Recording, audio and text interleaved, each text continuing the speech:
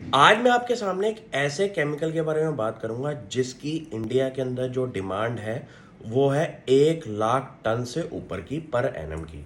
और आपको हैरानगी होगी इस बात को सुन के कि इंडिया में फिलहाल अराउंड 75,000 टन्स ये केमिकल इंपोर्ट होता है फिलहाल। बिकॉज डोमेस्टिक प्रोडक्शन इस केमिकल की अभी फिलहाल सिर्फ 25,000 टन्स पर एनम की है। इस सेक्टर में एक ही लिस्टेड प्लेयर है जो कि इतनी बड़ी कैपेसिटी पे काम कर रहा है, जिसका नाम है मनाली पेट्रोकेमिकल्स।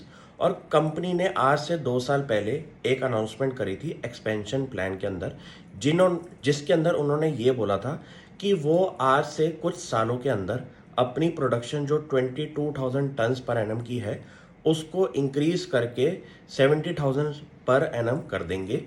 और उसका जो फेजेस होंगे वो होंगे 2 फेजेस के अंदर प्रोडक्शन इंक्रीज करने का अनुमान कंपनी ने बताया था।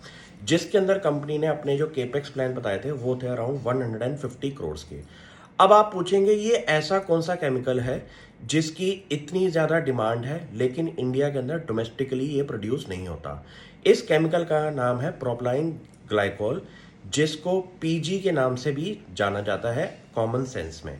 अब आप पूछेंगे कि इसके यूज़ केसेस क्या हैं, तो इसके यूज़ केसेस हैं हमारे इंडिया के अंदर फूड और फार्मास्यूटिकल इंडस्ट्रीज के अंदर।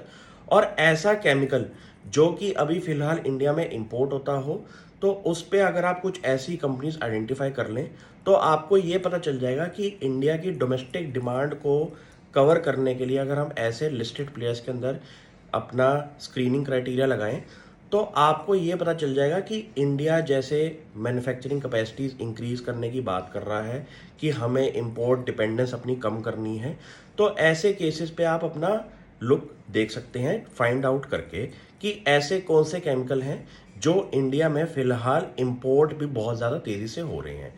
मुझे लगता है कि ऐसी कंपनीज को आइडेंटिफाई करना जिनकी बैलेंस शीट में बहुत ज़्यादा डेट ना हो, कंपनीज के कुछ टाइम पीरियड के अंदर आप फाइनेंशियल रेशियोज भी मैच करके देखें कि वहाँ पे मैनेजमेंट जो बातें कर रही है एक्सपेंशन की उस पर प्रोग्रेस क्या चल रही है।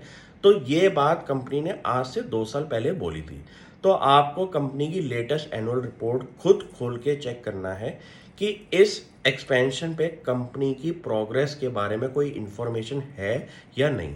अगर आपको इंडिया के अंदर फंडामेंटल एनालिसिस करनी है तो आपको खुद अपना हाथ पैर लगा के ऐसी कंपनीज आइडेंटिफाई करनी है इंडस्ट्री ओवरव्यू करके, जहां पे आपको कुछ ऐसे यूनिक केमिकल्स पता चल जाए जो कि कुछ ही इंडिया में लिस्टेड कंपनी बना रही हो।